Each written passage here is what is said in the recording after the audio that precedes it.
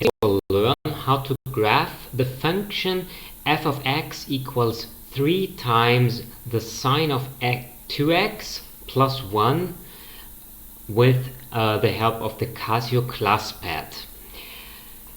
Please be careful, this video is about graphing the function in degree mode. So we assume that x means an angle in degrees. So this means that the full circle equals 360 degrees and that x will be in degrees. Why do I say that? Because there are different measures of angles.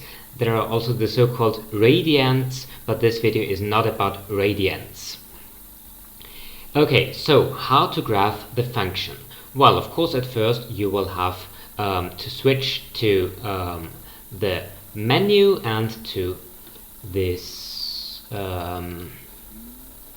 graph and table menu, and then you will start to type your function. So it's 3 times the sine of x. You will find that in the trigonometry menu.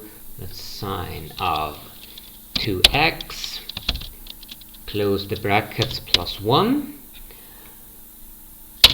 If you hit enter and just try to graph the function, then something will happen, but this is not exactly what should happen, because there are some parameters that we have to find the correct values for. The first one, which is very important if you want to graph a function in degree mode, is that in the bottom left corner of your calculator display, there you should read dig for degree and not RAD, because that's for radians. We don't need that. So tip the radians, then it will turn to degrees.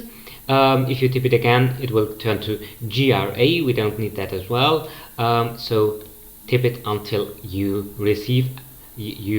come to this degree mode. Next problem, we don't see very much of the function because our axes are not suitable for this function.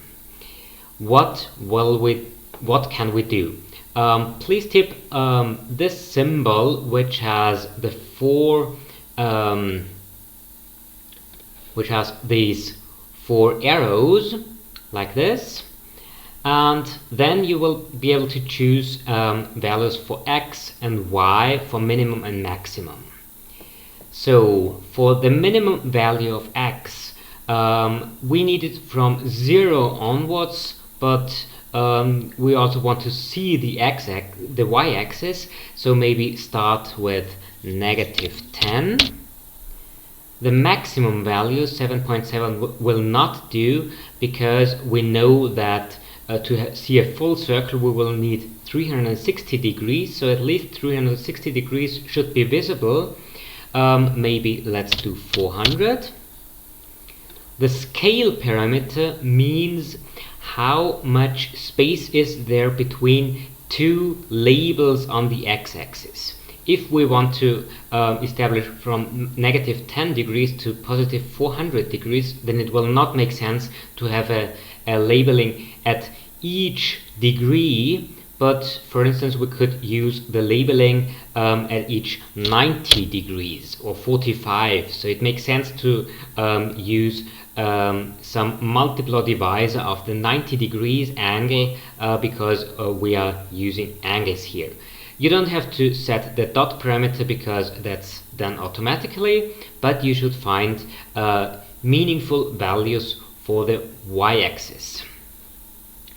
And now you should think about what this function actually means. So the 3 is the amplitude, so the function will go 3 up or 3 down from its baseline, and the baseline is given by this additive constant. In this case it's 1, so the function will be between 4, that's the maximum value because 3 plus 1 is 4, and -2 because that's the minimum value, baseline minus the amplitude, so 1 minus 3, that's negative 2. So the whole function will be between negative 2 and positive 4.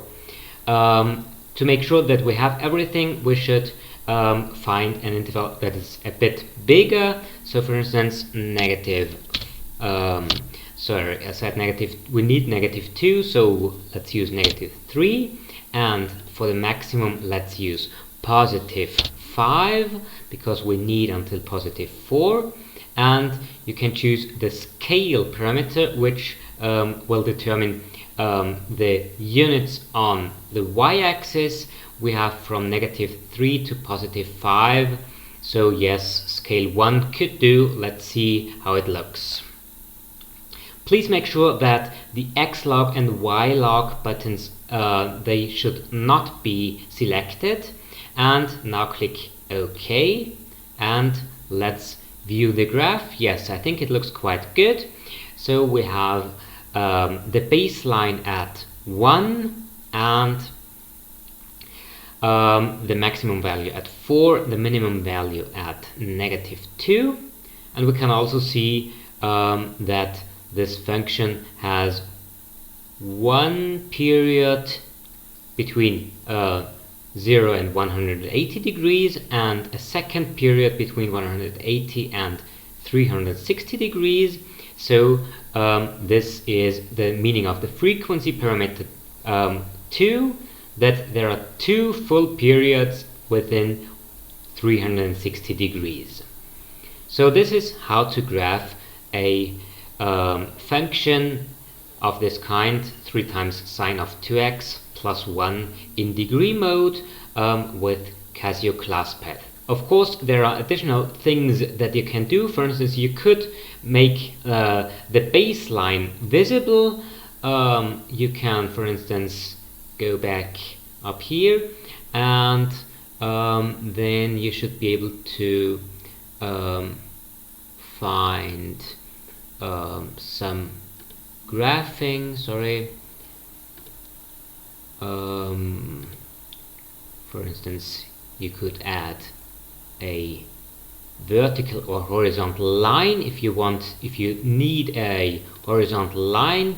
Then you could use it like this. This would be the baseline, or you could also draw vertical lines just as you need them. If you want to find the exact value of the horizontal line, then it would be 1 for the baseline.